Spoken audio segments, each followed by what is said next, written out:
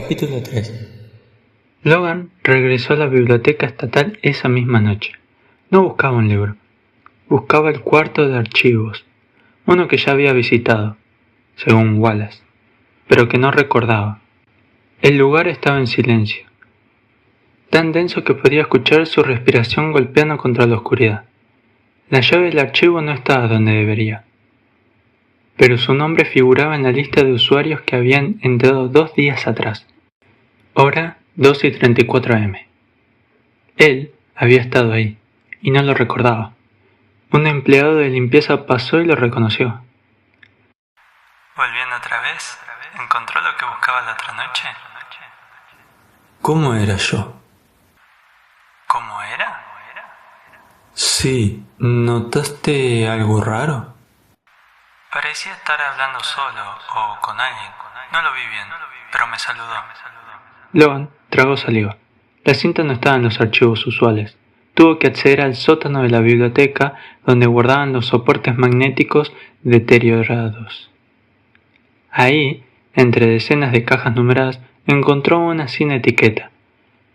Adentro había una cinta de carrete abierto. Solo una palabra escrita en marcador rojo. Frecuencia. No había duda, era del año 77 y tenía el sello del proyecto Big Air. La llevó a su casa, instaló el equipo de reproducción analógica que había heredado de su padre y revisó los canales. Preparó los parlantes y encendió la cinta. Al principio había estática, luego interferencias y finalmente un patrón, una secuencia de pulsos, casi musicales, como un código que no pertenecía a ningún idioma, hasta que, de fondo, surgió una voz, casi imperceptible, femenina, susurrante. No se trata de dónde, sino de cuándo estás escuchando.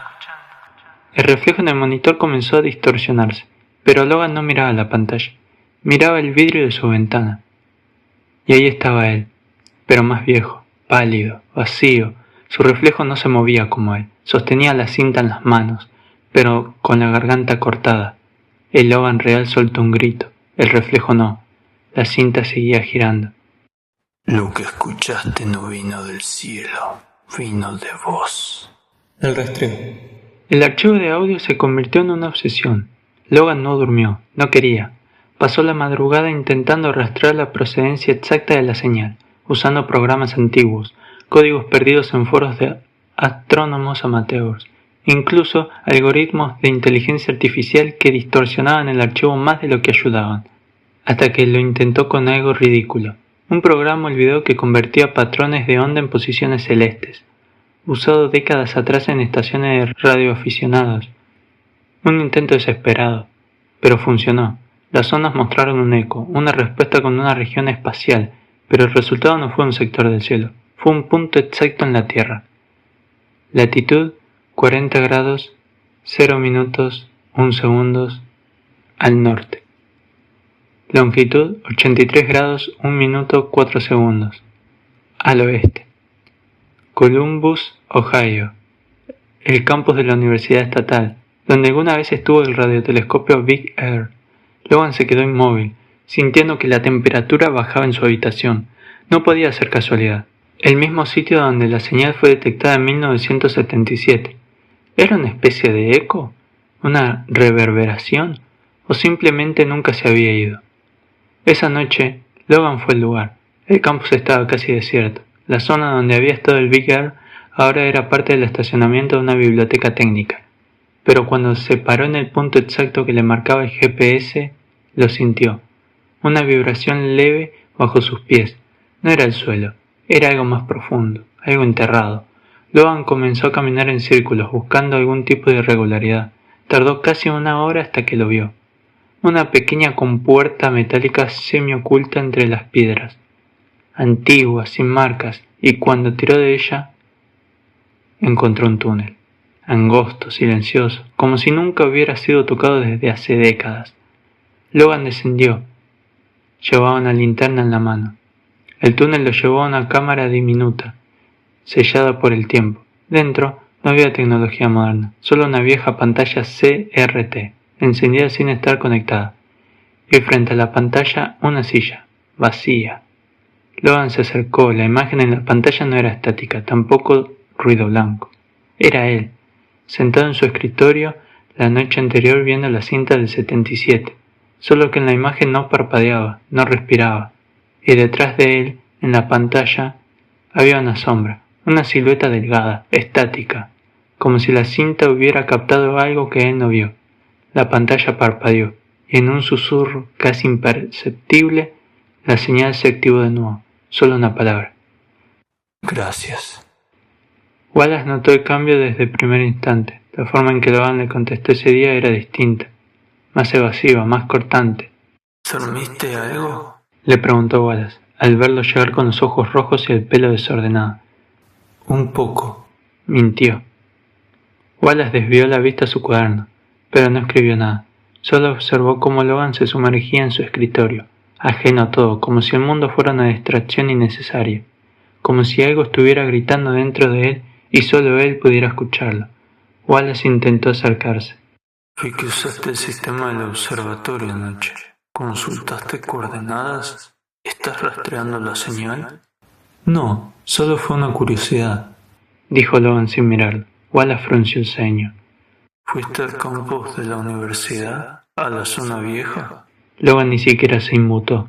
Wallace soltó una risa nerviosa para aligerar la tensión. No es que esté prohibido, pero no es un lugar al que se va por accidente. ¿Buscas algo en el Big Air? Solo nostalgia, respondió Logan finalmente. Su voz sonaba hueca, como si hubiera algo más detrás de cada palabra. Wallace sintió que algo no estaba bien. La señal los había afectado a ambos, sí, pero en Logan el efecto era diferente. No parecía intrigado, parecía perseguido. Esa noche, Wallace revisó los accesos. Logan había estado más de 3 horas dentro del campus y había registros de que alguien había manipulado un antiguo túnel de mantenimiento. La puerta metálica no figuraba en los planos actuales. Era algo anterior, algo oculto. Al día siguiente intentó hablar de nuevo. Logan, si hay algo que viste, algo que encontraste, necesito que lo compartas. Logan lo miró, y lo que Wallace vio en esos ojos lo estremeció. No era miedo, era certeza, y una pizca de resignación. No hay nada, Wallace. De verdad, no hay nada. Pero Wallace ya no le creía. El lugar. Wallace se quedó observando la puerta metálica, oxidada por los años, casi devorada por el musgo y el olvido. Estaba donde los planos originales indicaban, aunque había sido tapada por una falsa pared de mantenimiento hacía décadas. No era parte del edificio actual, era un remanente de algo más antiguo, algo que nadie quería que se encontrara. Logan había estado aquí, eso lo sabía con certeza. Con una linterna y unos guantes, Wallace forzó la entrada. El olor a humedad y polvo lo golpeó de inmediato. Junto a esa sensación inexplicable que se siente al entrar a un lugar donde el tiempo parece detenido. Los escalones crujieron bajo su peso mientras descendía.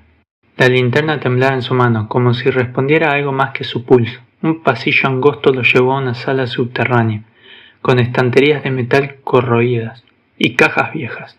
Algunas contenían carpetas con membretes del proyecto SETI. Otras no tenían identificación. Wallace se detuvo ante una de las cajas. Adentro, entre papeles rotos y polvo, había una cinta de carrete abierto, marcada a mano. Monitor, 15 del 8 de 1977, 23 y 16. La misma noche de la señal. El corazón le latía con fuerza. Revisó los estantes buscando un reproductor. Tardó casi 1 hora en encontrar uno que funcionara a medias. Cuando conectó la cinta, el sonido que emergió fue casi puro ruido blanco, hasta que, por breves segundos, una frecuencia distinta surgió, como una voz, o algo que imitaba una voz. No eran palabras, eran pulsos rítmicos, con una tonalidad inhumana, y algo en ellos hizo que Wallace se alejara instintivamente del reproductor, como si su propio cuerpo reconociera un peligro que su mente aún no comprendía. Respiró hondo. Tenía que entender esto. Tenían que entender que estaba escondiendo Logan. Y sobre todo, por qué parecía que la señal no era simplemente algo que se escuchó, sino algo que aún seguía ocurriendo. La cinta. Wallace no había dormido. La cinta aún giraba en su cabeza como un eco interminable. Esa voz, o lo que fuera, no lo dejaba en paz. No tenía forma ni idioma. pero parecía entenderlo.